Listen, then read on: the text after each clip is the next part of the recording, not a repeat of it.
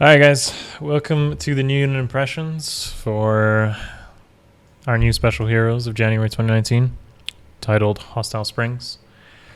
This banner, as you guys may notice, has a bit of controversy. I'm going to address that before I jump into the video myself. So, I personally am not totally on that same sentiment. That's why you see me didn't click the dislike button there. I feel like a couple reasons why we keep seeing things like this is because it works, okay? Business-wise, these wouldn't keep releasing if it didn't work. Statistically, if you actually look at some of the data from last year's sales, you'll see that the Adrift banner, which also had a lot of outrage because it was a bunch of alts, sold pretty well too, compared to, let's say, the Fire and Ice, which had Surtur and Yilgar on it, or a couple of the other legendary banners, for example. So, as much as there is a vocal minority that does outcry when something like this is released, it does work, it does sell, and these are fan favorite characters. And I personally am actually pleasantly surprised because they're Hoshidans, and Hoshidans, in my opinion, have been fairly neglected when it comes to seasonal alts. Specifically seasonal alts, so like Hinoka, for instance, this would be her first seasonal alt, and Ryoma's second. By the way, he looks pretty good. So I wanted to address that. I'm not bothered by it, and I feel like the less that you are also influenced by this negative sentiment regarding this banner, the better we can keep, looking forward to the growth of the game in a way that's positive, as opposed to just baby raging every single time a new banner is released. And we should come to expect that the fan favorites in the Fire Emblem series are going to continue getting alts because it sells, it works, and will keep the lifespan of this game moving forward. So please do your part and don't get involved with the negativity around this sort of thing. I personally am okay with Camilla's alt for the 6th time, just so you know. Anyways, let's go take a look at the new skills and the new units themselves. I'll give you my impressions on them, my own personal opinion, and I'll take a look at an objective analysis of the new skills and the new movements and unit types that we have. We don't know their stat spreads yet, but we'll know that tomorrow when I do my unit comparison analysis.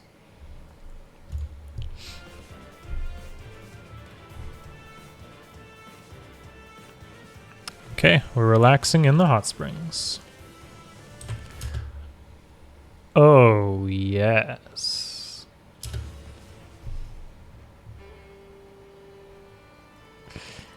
The camaraderie we warriors enjoy during a good soak. There is nothing quite like it. Yep. This is my favorite. I'm sold. I'm sorry, guys. I'm sold. Now, I just want to point out something really, maybe you didn't know this, but the artist Panikor, it's a female, she drew Summer Xander. She has leveled up her talents for Ryoma. No, I'm not pulling on this banner, heads up. But if I could get Ryoma and it didn't involve a wallet, I'd probably say that this is definitely some solid fan service. Lance Flyer, by the way, very oversaturated movement type. Ryoma is unfortunately not going to impact the meta in any meaningful way because we already have the White Wing Sisters and they are really good, minus Pala. We have Katria, Est, Claire. We have Shanna. There's so many good blue flyer candidates already in the 3 and 4 star pool that I don't see Ryoma creating any sort of impact, at least from that movement type alone. But when it comes to solid fan service, I'm sold.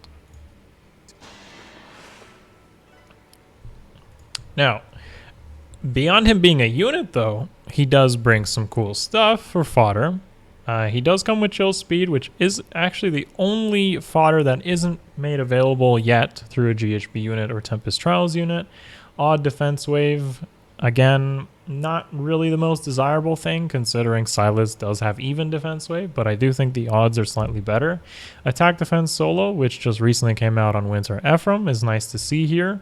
I think it's a pretty good solo skill. I think at least it's better than attack res solo, for instance, but attack speed solo is probably the better one. Luna's whatever, but probably the most impactful weapon and fodder to come out would be curtains. And I don't necessarily think this is the best choice for a lot of units, but it is the right choice in a lot of situations, especially in Ether Raids' offense mode. And that is combining two consistent Gale Force units. And what I mean to say here is pretty much you'd have a Blue Lance Cavalier unit using curtains with quick impulse and like heavy blade in the A slot. Take somebody like Oscar, for instance, and that unit will start with a 2 charge on his Gale Force, which makes it very consistent to one-shot a unit and get Gale Force immediately. This lets you set up different things like Wings of Mercy if you trigger a lightning trap, lets you trigger maybe through Bull Towers or Fury, for instance, and enables a different Gale Force unit that may have been using Slaying Sword, Slaying Edge, or Slaying Axe plus Heavy Blade and Wings of Mercy to come in and start dismantling a team that way. So that is what I really do appreciate from this weapon, and it should be very consistent and impactful should you use it on an AR offense team that uses Gale Force. Basically, it's Navarre, but it can be used on more than just infantry, which makes it very dynamic and useful. A lot of Ryomas are going to die, and I'm going to be upset about that. But realistically, it is a good option when combined with other units. I do not think it is better than slaying weapons, though. Slaying weapons are better over prolonged fights, but combined with a unit already using a slaying weapon plus Gale Force, it'll be pretty good. There's also different impacts that this weapon could have, especially combined with special spiral or AoE specials, for instance. Wrath that can be combined with. There's some pretty cool things you can also do with it, but I think the most impactful will definitely be on AR offense combined with Gale Force. The water is nice. Oh, yes, it is.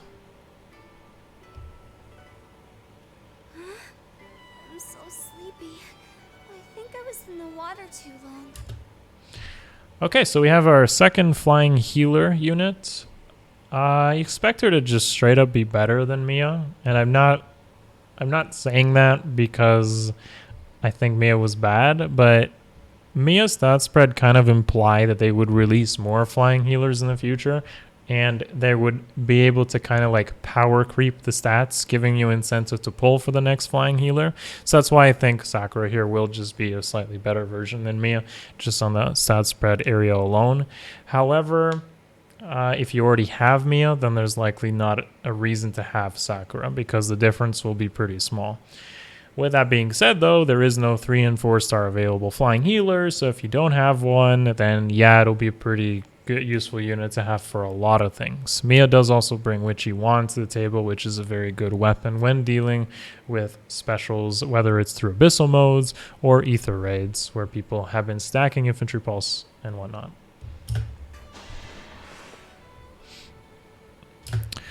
She brings some interesting fodder as well, some pretty good stuff. Specifically Grand Scratcher and Speed Opening. So Speed Opening is very good combined with Grand Scratcher itself, but more importantly for when you're using a really powerful, powered up unit, giving them a bunch of stats. Speed Opening can be used. A really interesting way I saw it was like I had a Winter Erica that I went up against in Ether Raids, and they just dumped that unit into the corner of the map, and there's no like mobility or movement or awkwardness. You can keep your buffer in the corner and they don't get picked off, which is kind of something I really appreciate with the opening skills. So I hope we continue to see them. And yeah, I mean, especially with like Joyous Lantern, it can really make buffing really inconvenient and easy. Grand Scratcher, though, similar to how Curtain's weapon from previously worked, you can really use this to set up some nasty shenanigans, whether it's through big AoE specials or Gale Force units. Now, I want to mention it's a little bit less useful because taking up a team slot for a healer who doesn't have like a movement skill like Smite or Reposition, and might not be a bonus unit, makes your team slots and team compositions clunkier, so I don't think it's as useful. And there's other staffs that I also feel are just straight up better if you're going to bring a healer to a match. Like Thulk, for instance, from Loki is just kind of better because you can just lock down units, or even Joyous Lantern for buffing could be just better if you want to just bring a lot of buffs here and there.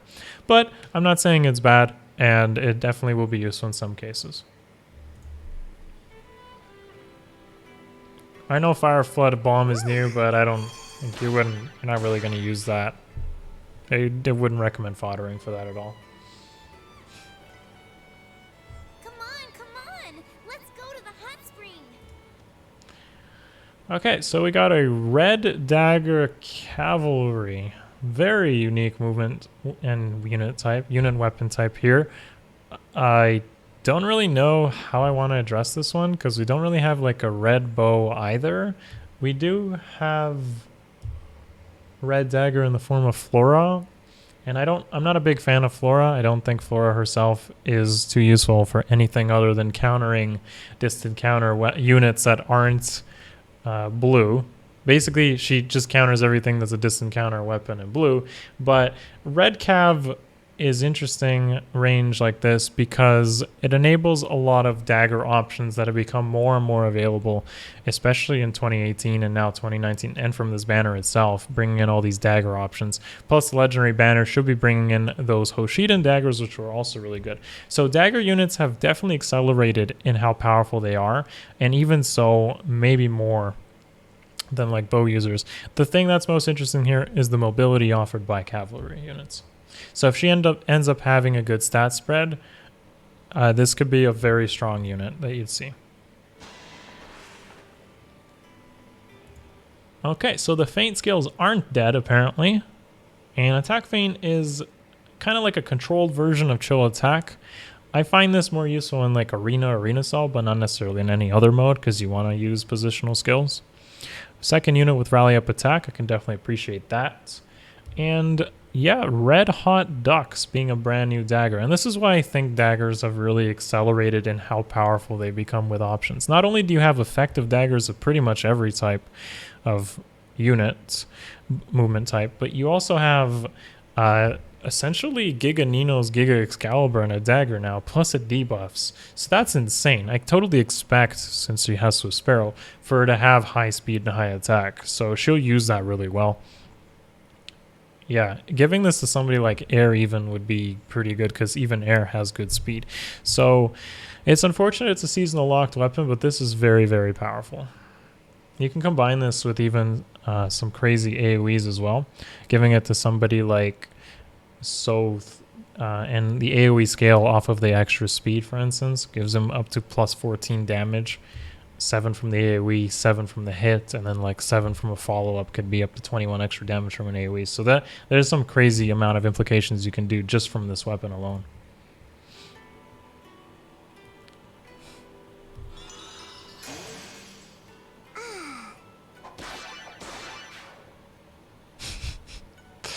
Killing people with a duck. Whoever took my towel is going to pay. All right, so I'm thankful for this because Hinoka hasn't got a seasonal before. Another thing people don't realize is Cindy Robson also voiced a couple of other iconic characters from Fe.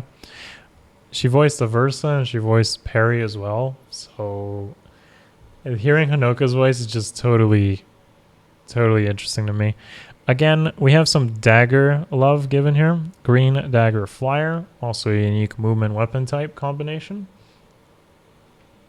Totally depends on her stat spread whether I think she'll be useful or not. She's pretty much competing with like Fjorm, NY Fjorm in that kind of role, a ranged physical damage dealer flyer. But the thing is, Fjorm has access to bows and daggers have their own kind of niche.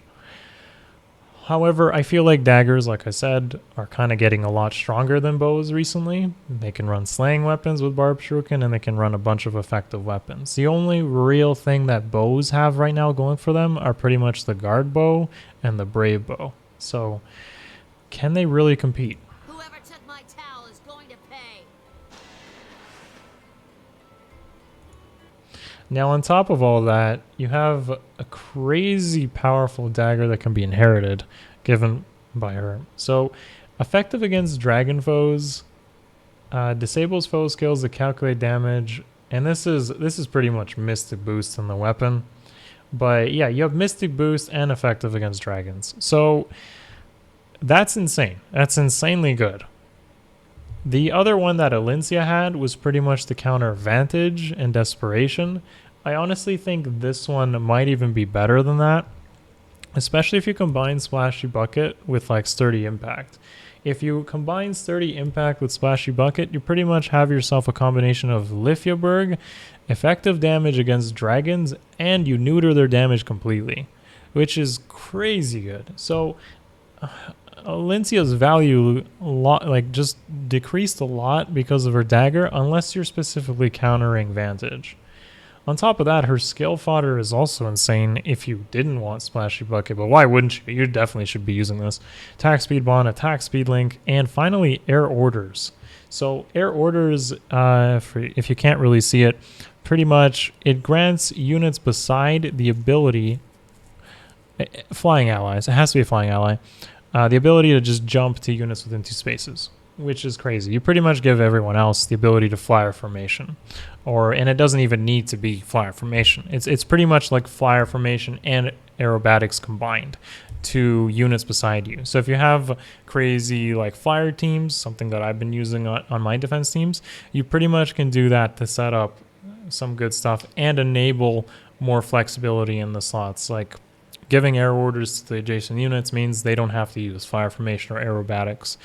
There is a weakness though on follow-up turns where you can't possibly buff up air orders, or maybe you don't want to use air orders on that particular unit. You maybe want to use a buff like attack tactic, especially on like a dancer, and that's where I think the weakness in that skill comes through.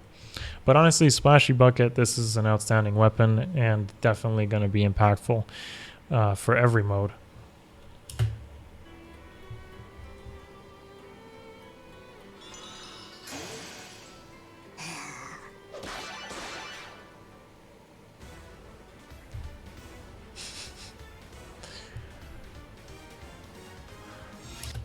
Okay, with everything, we have ourselves a brand new Paralog story, but this also confirms that we're getting a Camilla, another Camilla alt, as you can see, colorless dagger flyer. We noticed that she has 41 HP, which for a ranged unit I would actually consider on the higher end, especially if you combine it with something, compare it to something like Air. I feel like Air may have a more optimized stat spread than Camilla as a result of just looking at HP. Just by looking at HP, I can pretty much already think that's the case. And I don't expect Camilla to have a preference weapon either, since the other units didn't. It'd be really, really a surprise if she did.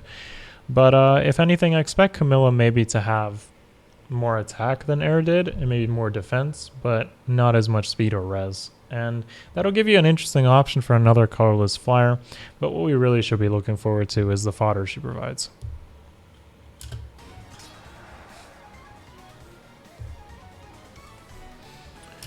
Okay, and final thoughts to the banner. It does have one of every color. We're going to be looking at the mathematics, comparisons, unit analysis, how they hold up tomorrow, of course, once we get the data mine. The banner lasts a whole month. So when a banner lasts a whole month, and especially since it's going to overlap into a legendary banner and it's going to overlap into the anniversary, I highly, highly, highly recommend not pulling day one or spending, like not spending orbs on day one, so you can make a more educated, good, rational decision. Once a week or two has passed, you can weigh out your options between them. It's also a 4-person banner, so the value of your orbs isn't really going to be used well here. Getting any of these units may cost you upwards of 200 orbs and up to 400 for really bad cases of like Elise. 1 in 10 people could spend up to 400 on Elise, for instance, if that's who you were targeting. So be very mindful of that. Do remember that these units will come back later on the legendary banner, which could be 4 to 5 months from now, and provide even better value. Take Ryoma, for example, may share with legendary Azura, we don't really know, or maybe legendary Lucina. There's plenty of good options there. Green, for instance, could share with legendary Hector for Hinoka. So you may not, and I honestly think you probably don't need these units right away, and therefore could wait a few months to get better value on them should they show up later on the legendary banner. But there are some standout, impactful units here, especially Hinoka's weapon, and I think Ryoma does also bring a pretty good weapon as well. The units themselves, until we see their stats, I'm going to withhold judgment on them. I can safely say that Sakura is probably going to be better than Halloween Mia. Elise will be pretty annoying to deal with, I would say, on an AR defense team. Thankfully, there's no fire sweep daggers yet. And yeah, Hinoka might just come down to comparison of pretty much NY Fjorm or not on whether you have her. So that pretty much sums up my thoughts on this. Please, as I mentioned in the beginning of the video, try to keep your sentiment positive and realize that these type of banners are not a negative to the game, okay? They're a positive as long as they sell and as long as the casual players who probably don't even watch this video, and I mean like really casual players, like people who don't really look into videos on people's impressions or look at the stat spreads of units, people who just go to work and play this game like 15 minutes a day, they're probably really excited by a banner like this. And if I was playing this game casually like them, I probably would be too, because I have pretty fond memories of using Ryoma and Birthright, or like Elise, you know, like there's some pretty good fond memories of that. So I would say, you know, look on this on the positive side and what the game does offer it. So some things that will change the game for the better, creating a more positive outlook. And yeah, that's pretty much how I would say. Thank you so much. Let me know in the comments below what you think of the banner. And of course, give the video a thumbs up, who you're most looking forward to, or maybe potentially saving for in the months to come. All right, guys, I'll see you tomorrow for the unit comparison analysis. Thank you so much for watching. That's it for me. Peace.